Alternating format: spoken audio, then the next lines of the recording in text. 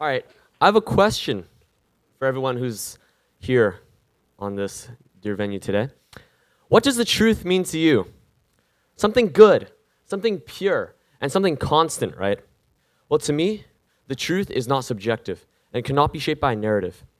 Consider that for a moment, and I know it seems like a very simple concept, an unwritten rule in the idea of truth and fact. However, today we live in a world where what is true often depends less on facts and more on how the narrative is pushed, along with how many people support it, how many people retweet it, how many people publish it, and how many people will see these forms of popularized media. And that is the root of the problem. We assume that the majority knows best and that the crowd is wise, but the truth is different. The truth cannot be achieved through views or likes, nor exposure, nor clicks.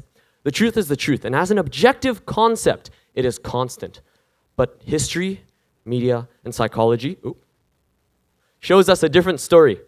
That the truth can, and often is, twisted by the majority and changed for good. Today, I'm going to take you on a journey through time, society, and the human mind to explore how consensus can cloud judgment on what is objective and how truth can be buried under the weight of numbers. Let's start with the past, because it's often where narrative-driven falsehoods are preserved the longest. Consider Galileo Galilei and the Catholic Church. I'm sure everyone's heard the story of Galileo Galilei. He was an astrologist in the 1600s, during that time of which the Catholic Church was the most prominent and influential organization. Shout out to the Catholics in the room, by the way. Because of this, himself a Catholic, Galilei sought to crack the code of the solar system and the heavens. Through careful research and observation, he drew that the sun was the center of the solar system, and that revolving around it was the rest of the planets, including Earth. Now here's the problem. The Catholic Church had long enforced the idea that the Earth was the center of the solar system. And being such an influential, powerful, and huge organization, they forced Galilei to retract his statements and findings before putting him under house arrest for years. I know it sounds crazy. What was such a powerful organization at the time could unjustly disregard the scientific findings of a professional for the consistency of a narrative and the preservation of power. As the church began to lose power, science saw reform, which allowed for an easier, more open-minded way of discovering the truth. And that is when Galilei's theories were proven almost a century into the future. This instance shows us how people and organizations in power have the ability to twist the narrative and shape the truth. Now, let's jump towards the 21st century, where control of the narrative has not only become more widespread, but also more dangerous. These days, we have the internet and communication systems to spread our narratives. The first example we will be looking at is the Iraqi War. Upon the September 11th attacks of 2001, the US government launched a mass-scale advance to claim that Saddam Hussein and the Iraqi government had weapons of mass destruction, WMDs. And here's the thing. The American people believed it. According to a Pew Research Center study in 2003, at least 70% of Americans believed that Iraq had WMDs. And an even greater number of these Americans believed that Iraq was involved in 9/11, even though there was no evidence to support this theory. Despite critics and dissenting experts and UN inspectors denying these theories and telling the US government to step back from its colonial approaches, the war went on. Hundreds of thousands died, and at the end of the war, it was revealed there were no WMDs. There were no weapons of mass destruction. However, this many people died. Do you really think that this is just? Control over the narrative has caused not just misunderstandings, but also deaths. And losing our control over the narrative and our grasp of the truth can cause a death just like that. Hundreds of thousands. Now you might be wondering, why does the majority go along with the majority accepted narrative, even if individuals of you might believe that it might be wrong or clouded or not even true? The answer lies in a classic study, the Asch conformity experiments. The Asch conformity experiments were a series of experiments conducted by psychologist Solomon Asch in the 1950s.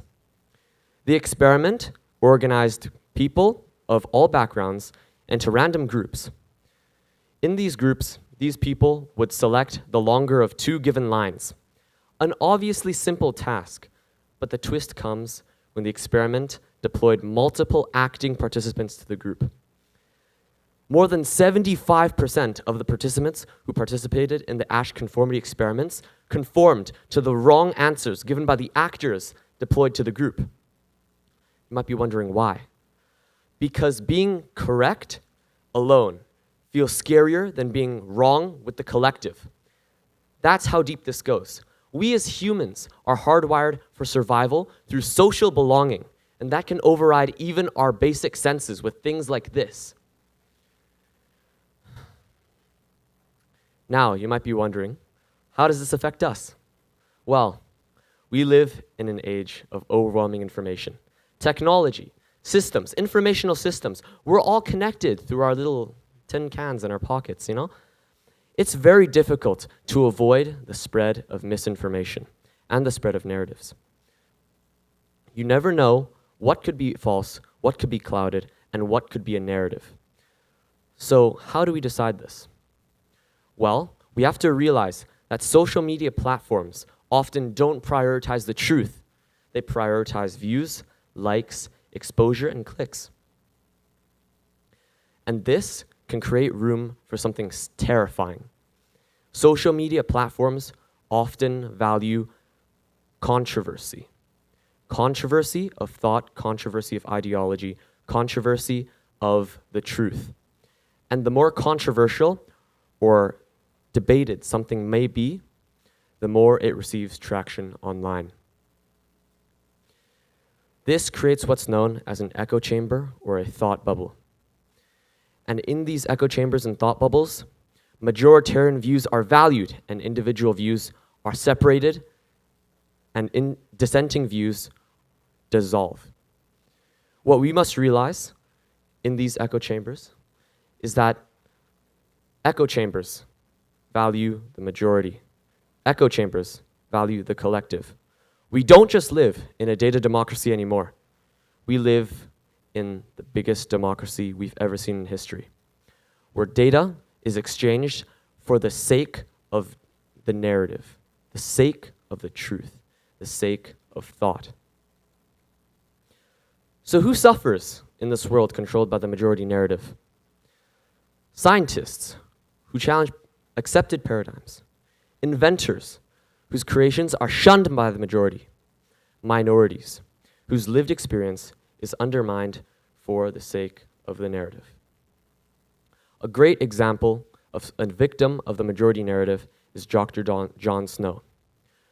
Dr. John Snow was a medic during the 1854 cholera outbreak in London. During this time, there were many influential scientists who were above him in his field. And naturally, because of the risk factor of the disease, people trusted the majority doctors, the people who were trusted, the Bernie Sanders of the world. Like, we needed to trust the people who knew the most, quote unquote, and who had the most standing. And this is where the majority narrative comes in. The majority narrative was shaped by the influential scientists who banded together and decided that cholera was caused by bad smells. Odors and bad smells, I know. John Snow, however, Dr. John Snow, he decided from research that cholera was a product of the dirty water systems in London at the time. Now, being such a small-level doctor, many of his claims went under the radar. And because of that, many people didn't really care. And many people decided at times of high risk to stick with the majority narrative because that is what has historically claimed them the best success. However, by the time Snow's theories were proven correct, he had long died along with thousands, if not millions, of other cholera victims. It's heartbreaking to know the truth, that even the objectiveness that lies within science cannot defeat the strength of blind conformity. So where does this all leave us? We live in an age of overwhelming information, where it is more important than ever to be mindful of what we believe, where groupthink disguises itself as morality, where convenience and instinct overestimates and often wins against courage and objective truth. But we must remember that the truth is not a popularity contest. It doesn't have to be liked to be right. And although it may seem the case sometimes, as we've seen from the examples shown today, we must aim to give truths a chance and to conduct our proper research before believing the most accepted majority narrative. I know it might be a slow start and that a complete filtering of truths from narratives is nearly impossible, but as constantly curious and intellectually talented minds, which I believe you all are, I think it is crucial that we take these first steps. History has shown us that the majority is capable of being profoundly wrong. Media has shown us that narratives can be manufactured. Psychology has shown us how easily we conform and believe. And technology has shown us how narratives are controlled by invisible hands and mouths. So here's the difficult challenge I leave you with. Be brave enough to question the majority. Be strong enough to think independently. Be slow to join the mob whilst being quick to seek the facts. And overall, protect the voice of the objective truth.